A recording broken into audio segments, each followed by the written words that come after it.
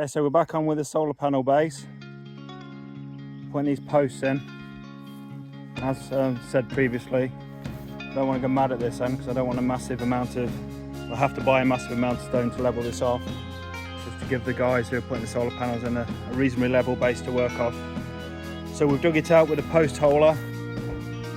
I've levelled across the top of these two posts, and now I'm just going to concrete it in with some of this pre-mixed concrete. I presume the BE30 stands for its strength, the concrete strength. So, there we go. Two more holes dug over there. My dad's just done them, and I have two more up there to do as well. So I'm not too fussed about up the other end, the height of them. Like I say, I just want to get this levelish. So we put the posts in last night, and they've gone off. They're nice and solid. Yeah, but what has become apparent as we've trimmed up the reclaimed wood that we got from the up in the barn, is substantially shorter than what I remember it to be. So we're having to now dig in some intermediate posts to attach it to. Hopefully it's not going to hold us up too much because we're on a bit of a deadline now. So that's what we're on with. Just going to stick these intermediate posts in. Zane's over there preserving the wood when it goes in.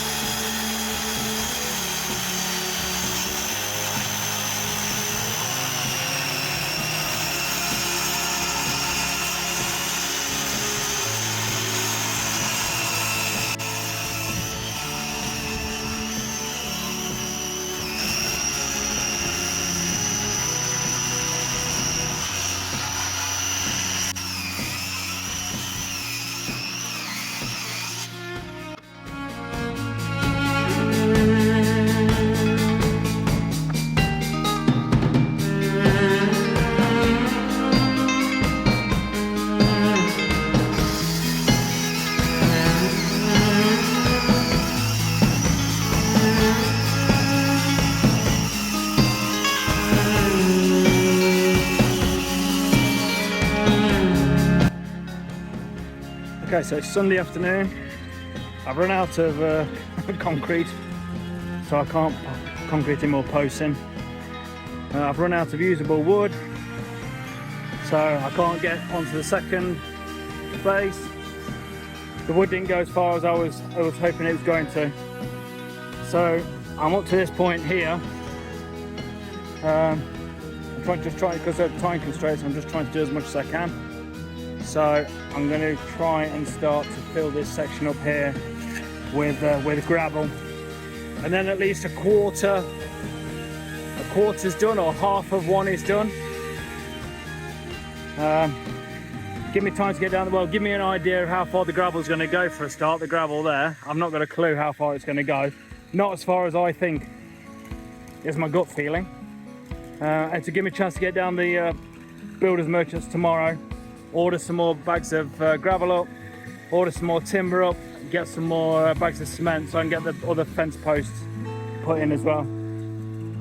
So yeah, this is Sunday afternoon. The solar panel people are coming on Thursday, so I just need to get this finished by then.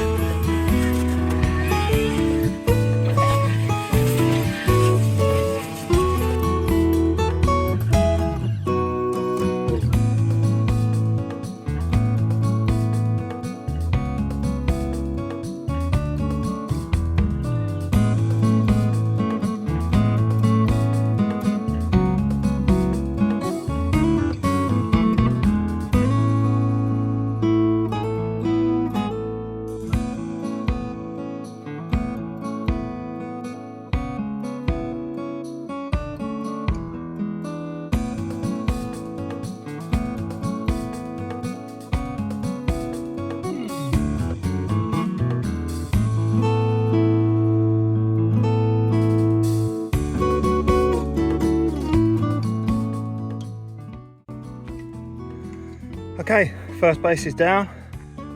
Just need to run over it with a rake just to level things out a bit. We're not going to start the second one yet. It's too hot. What time is it? 1:30, and we're into the 30s. So it's too hot for working now. I'll maybe come out tonight and dig out the post holes and concrete them in so we can crack on early tomorrow when it's a bit cooler. We managed to get the stone that we wanted. That was quite lucky. We went to builders merchants. He put it on the next wagon out, so it was delivered here within an hour of us being there. And we found a new sawmill as well, where they had some proper kiln dried wood as well. So it's not as thick as the other stuff we got from the barn, but it'll take less work on it. Yeah, so that's 25 meters there of 200 mil by, I think it's about an inch, 25 mil wide. Oh, 28 mil I think he said it was. So that's fairly substantial. It's good enough. And 31 euros, which I thought was a bargain. These bags of stone here, these 43 euros delivered. I think this would be about 80 pounds sterling plus delivery in the UK. So I mean, you don't get the choice that you get in the UK, because this is the only bags they do, the only bags of stone. But it's cheap enough. It's good enough for our use here as well. And we've used it round by the pool, and it's yeah, it's been good stuff. So yeah, we've got three more bags to go into the second base, because this base has took 3 bags roughly. Just under 3 bags. So they're about a cubic meter, so probably 5 tons of stone. 5.5 I would say in there. I've also installed a box here, so the cable from this array over here will run through this ducting when it's buried into here. It will connect into this array on this in this box here, and then from here it runs into the house, into the entry point of the house, the service point. So yeah, fairly decent job I think.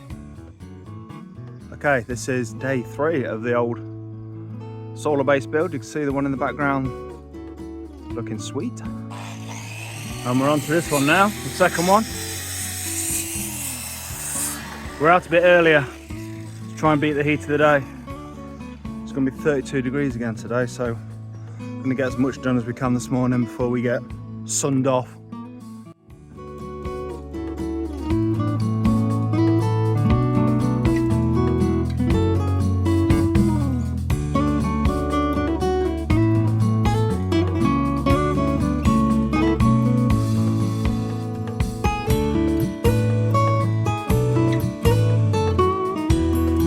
What are you two doing in there? Hey? You had Richard in there as well now. Still a kettle on, Dad. I'll make a cup of tea while in a minute.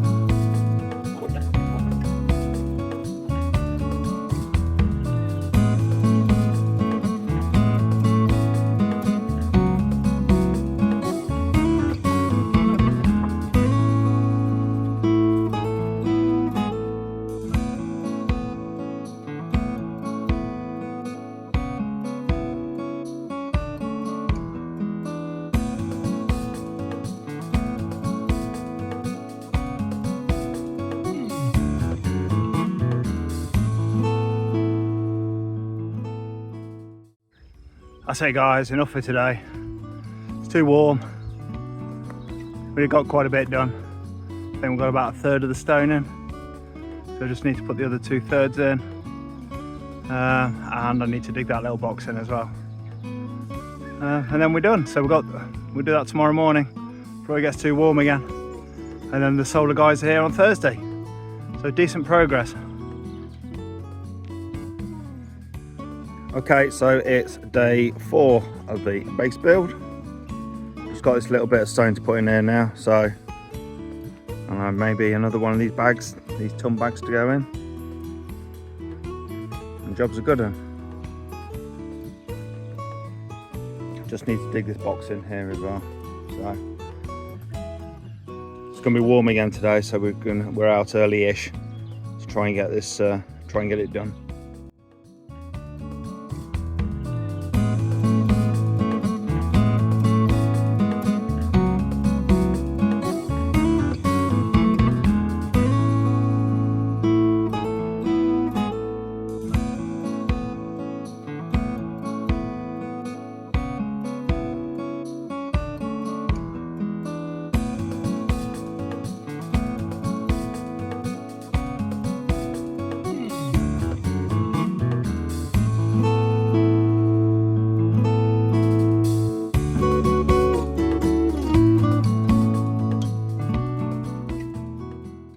We got the bases done.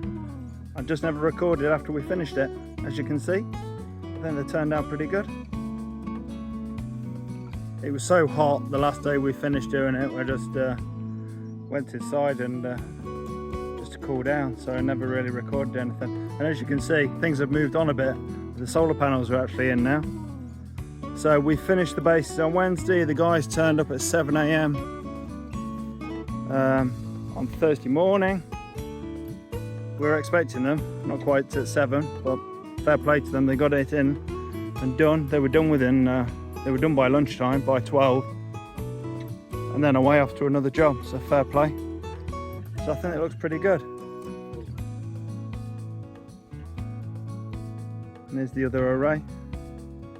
We managed to take a little bit of fall out to the ground. I mean, I don't know if you can tell from the camera, but there is still a little bit of fall away there. So yeah, there we go. So for anybody who's interested in the technical detail of the solar panels, we've got 12 panels in there, 600 watts each. So potentially the panels can put out 7.2 kilowatt. Yeah, so the cabling, so from this array runs into that box which has been filled with foam to keep the water out of it, through the cable under there which we dug in, and then connects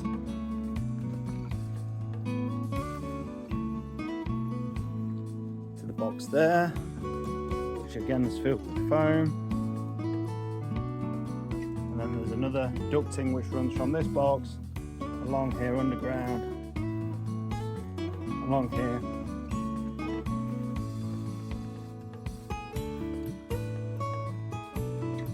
so it's that red ducting just there. It gets a bit filled with a bit of foam at the end. That's where the cable runs in up into the house. I think the lads did a good job. Just two things we're a little bit disappointed about, which by the time we noticed, it was all a bit too late. 'Cause you don't like to be sat on top of these guys while they're doing stuff. Perhaps we should have done. Don't like this.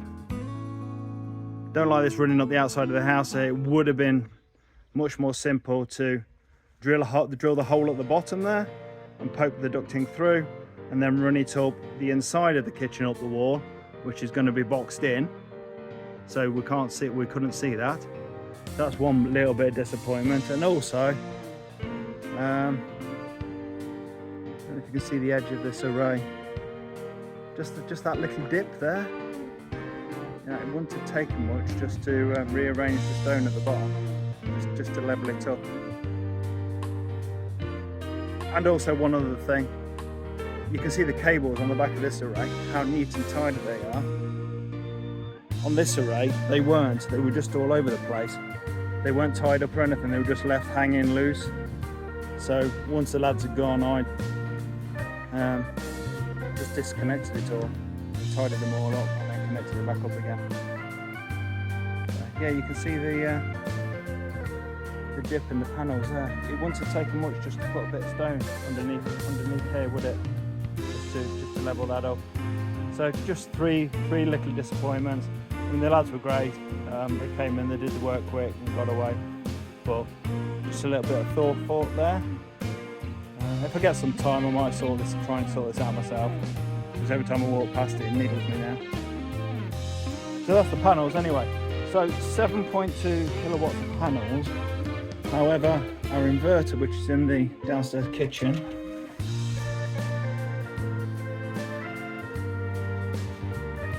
is here. So that's a six kilowatt inverter, which means that if the panels are putting out their full potential of 6.2, only 6 kilowatts will become available to the house, because that's the maximum that the inverter can deal with. And the reason for that, the big reason for that is once you get above 6 kilowatts, I think the cost of the inverters is just get quite more expensive. Yeah, so that's one restriction.